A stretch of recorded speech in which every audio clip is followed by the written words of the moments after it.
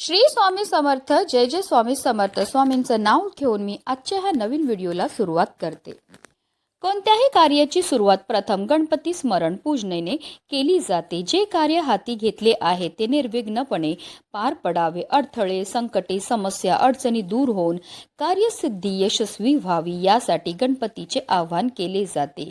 गणपती उपासनेमध्ये चतुर्थी तिथीला सर्वाधिक महत्त्व आहे. यंदा 5 मे म्हणजेच मंगळवारी आली आहे संकष्टी चतुर्थी. संकष्टी चतुर्थीचा उपवास चंद्रोदय आणि उदय तिथीच्या आधारावर केला जातो. त्यामुळे मंगळवारी म्हणजेच 5 मे रोजी चतुर्थी तिथी चंद्रोदयाच्या वेळी असेल. म्हणूनच उपवास मंगळवारी 5 मे रोजी केला जाईल. या दिवशी चंद्रोदय जो आहे तो रात्री 10:31 होणार आहे. आपल्याला चंद्रदेवांची पूजा करायची आणि त्यानंतरच व्रत हे सोडायचं आहे. मंगळवारी चतुर्थी आली की अंगारक योग जुळून येतो. अंगारक म्हणजे मंगळ ग्रह, जो निखाऱ्यासारखा लाल भडक दिसतो. त्याने भारद्वाज ऋषींकडून गणेश मंत्र घेतला आणि गणरायाची उपासना केली. त्याच्या उपासनेवर प्रसन्न होऊन बाप्पाने त्याला आशीर्वाद दिला की माझ्या जन्माची तिथी चतुर्थी होती, म्हणून मंगळवारी येणारी चतुर्थी तुझ्या नावाने अर्थात अंगारकी चतुर्थी म्हणून ओळखली जाईल. मुद्दल पुराण तसेच गणेश पुराणात याचा संदर्भ आढळून येतो.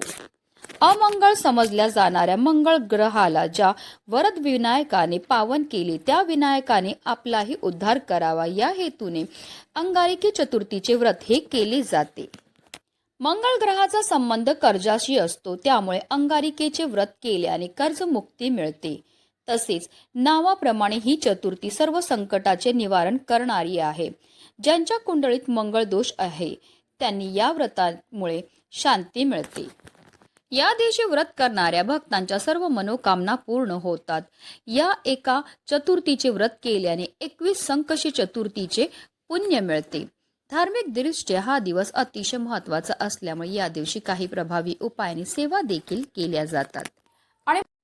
आणि म्हणूनच अंगारकी संकष्टी चतुर्थीच्या दिवशी तुम्ही व्रत नाही केलं तरीही चालेल, पण प्रत्येकाने आवर्जून आंघोळीच्या पाण्यामध्ये टाका ही एक वस्तू आणि स्नान करा. ही वस्तू टाकल्यामुळे आपल्या जीवनामध्ये असणाऱ्या प्रकारातला प्रकार पितृदोष, ग्रहदोष, शत्रुबाधा तर नष्ट होणारच आहे, पण आपलं 7 पिढ्यांचं दारिद्र्य नष्ट होऊन आपल्याला सर्व कामामध्ये यश प्राप्त होणार आहे. अतिशय प्रभावी असा हा उपाय आहे. तर ती कोणती वस्तू टाकायची, कोणत्या वेळेत टाकायची त्याबद्दल सविस्तर आणि महत्त्वाची माहिती मी तुम्हाला या व्हिडिओमध्ये देणार आहे. तर व्हिडिओ पूर्ण पहा आणि जर तुम्ही माझ्या चॅनलवर नवीन असतील तर चॅनलला सबस्क्राईब करा आणि शेजारी बेल आयकॉनसुद्धा प्रेस करा, जेणेकरून तुम्हाला माझ्या नवनवीन व्हिडिओचं नोटिफिकेशन हे मिळत राहील आणि तुम्ही एक पण व्हिडिओ मिस करणार आणि कमेंटमध्ये ओम गण गणपते नमः लिहायला विसरू नका.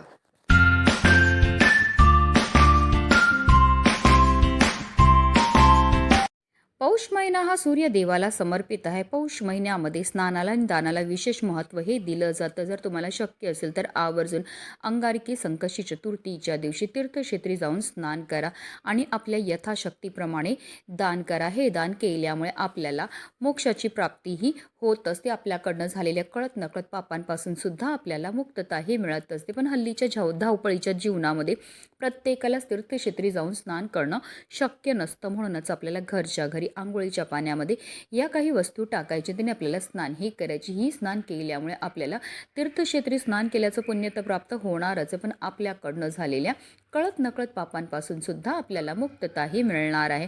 म्हणूनच आपल्याला अंगारकी संकष्टी चतुर्थीच्या दिवशी सकाळी ब्रह्ममुहूर्तावर उठायचं आहे आणि अंथरुणामध्येच गणपती बाप्पांचं स्मरण करायचं. असं म्हटलं जातं ब्रह्ममुहूर्तावर आपण जे पण कार्य करतो त्यामध्ये आपल्याला अनंतपटीने पुण्यफळ हे प्राप्त होतं असतं. आता आपल्याला आंघोळीला पाणी हे काढायचं आहे. जर शक्य असेल तर थंड पाण्याने स्नान करा, नाही ते कोमट पाण्याने स्नान केली तरीही चालणार आहे.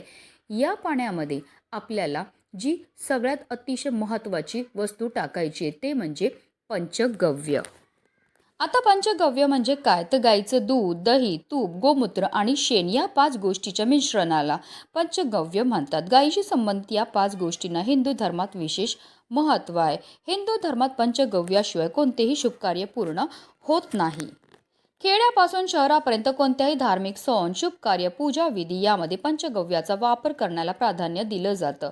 पंचगव्याचा उपयोग घरगुती शुद्धीकरणापासून ते शरीर शुद्धीपर्यंत केला जातो. आता हे पंचगव्य आपल्याला कुठे भेटेल, तर जिथे पूजेचं साहित्य मिळतं तिथे सहज तुम्हाला हे पंचगव्याच्या छोट्या छोट्या बॉटल ज्या आहेत त्या भेटून जाणार आहेत. आता हे पंचगव्य एक तर तुम्ही अंगाला चोळू शकतात आणि मग स्नान करू शकतात किंवा अगदी अंघोळीच्या पाण्यामध्ये टाकलं तरीही चालणार आहे. त्याचबरोबर आपल्याला चिमूटभर काळे तीळसुद्धा आवर्जून अंघोळीच्या पाण्यामध्ये टाकायचे आहेत. तिळांची उत्पत्ती ही श्रीहरी विष्णूंच्या घामापासून झाली होती. तसेच तीळ हे गणपती बाप्पांना सुद्धा अतिशय प्रिय आहेत. तसेच काळे तीळ हे आपल्या पितरांना सुद्धा समर्पित आहेत आणि जेव्हा पण आपण तिळांपासून काही उपाय किंवा सेवा करतो तर त्यामुळे आपल्या जीवनामध्ये असणारा प्रखरातला प्रखर पितृदोष, ग्रहदोष, शत्रुपीडा नष्ट होते आणि आपलं दारिद्र्यसुद्धा नष्ट होतं. कारण तिळांना दारिद्र्यनाशक असं सुद्धा म्हटलं जातं. तसेच जर तुमच्याकडे लाल चंदन असेल तर आवर्जून थोडंसं लाल चंदनसुद्धा अंघोळीच्या पाण्यामध्ये टाकायचे. तर या सर्व वस्तू आपल्याला अंघोळीच्या पाण्यामध्ये टाकायचे आणि आपल्याला स्नानही करायचे. पण बऱ्याचदा लोक चुकीच्या पद्धतीने स्नान करतात. त्यामुळे सुद्धा त्यांना केलेल्या उपायाचं कोणतंही शुभ फळ प्राप्त होत नाही.